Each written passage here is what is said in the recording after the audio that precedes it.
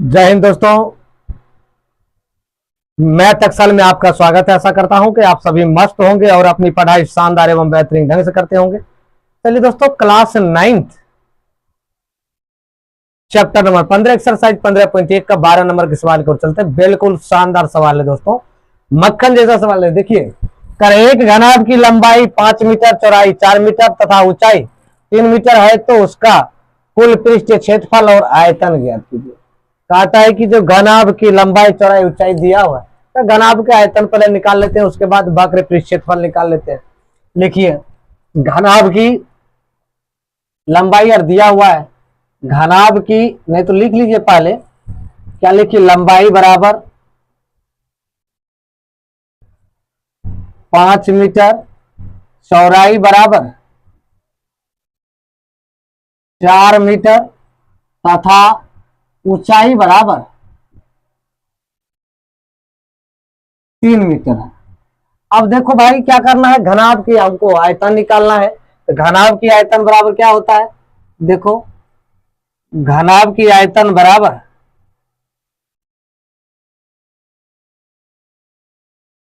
लंबाई गुने चौड़ाई गुना ऊंचाई, ये दिया गया है। लंबाई आपका कितना है, 5 मीटर, तो 5 रख लीजिए। इसका दिया 4 तो 4 मीटर रख दीजिए। इसके बाद ये क्या है, 3 मीटर 3 कर दीजिए, ये हो जाएगा। अब देखो, इसको तीनों को गुना कर दीजिए तो ये कितना आ जाएगा, 5 को 20 दिया, 60 मीटर क्यूब आंसर। अब कहता है घनाभ के वक्र पृष्ठ क्षेत्रफल बराबर घनाभ की कुल पृष्ठीय क्षेत्रफल बराबर 2 इंटू LB गुना BH प्लस LH।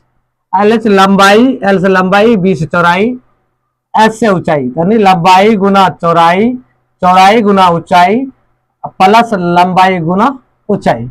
अब 2 तो 2 रख लीजिए, L का मान 5 है तो 5 दे दीजिए, B का मान 4 है तो भाई 4 कर दीजिए, प्लस 4 गुना 3 कर दीजिए क्योंकि H आपका 3 है, प्लस ये 5 है गुना ऊंचाई कितना है, 3 है। इस टाइप से आप गुना कर लीजिए। देखो, लंबाई 5 है तो L के सिमना 5 दिए, B 4 था तो 4 दे दिए, B फिर 4 था, H 3 था, फिर L 5 था, ये वो लिख दिए।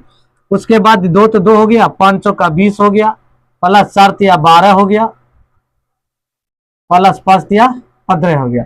ये हो गया 2 इंटू, देखो ये दोनों को जोड़ेगा तो 27 20 47, ये आ गया आपका 2 गुना 47, 47 दूनी 94 मीटर स्क्वायर। यही दोस्तों आंसर होगा।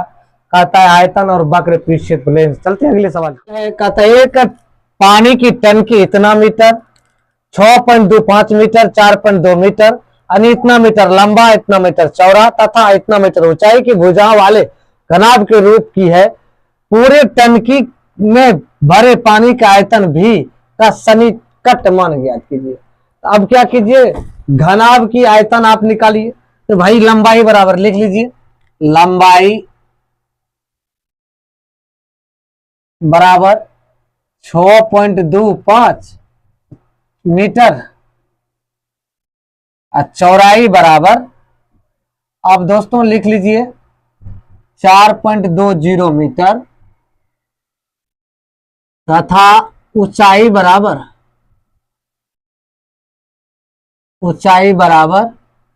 3.15 मीटर, ये दिया हुआ है। तो हमको क्या करना है, घनाभ की आयतन ज्ञात करना है। तो घनाभ की आयतन बराबर क्या होता है, घनाभ की आयतन बराबर लंबाई गुना चौड़ाई गुना ऊंचाई। लंबाई है 6.25 मीटर गुना 4.20 मीटर गुना 3.15 मीटर।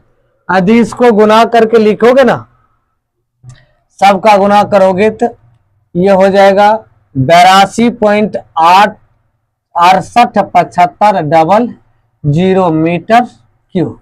तो दशमलव के बाद ये संख्या 0 हट जाएगा, 0 कोई वैल्यू नहीं रहेगा।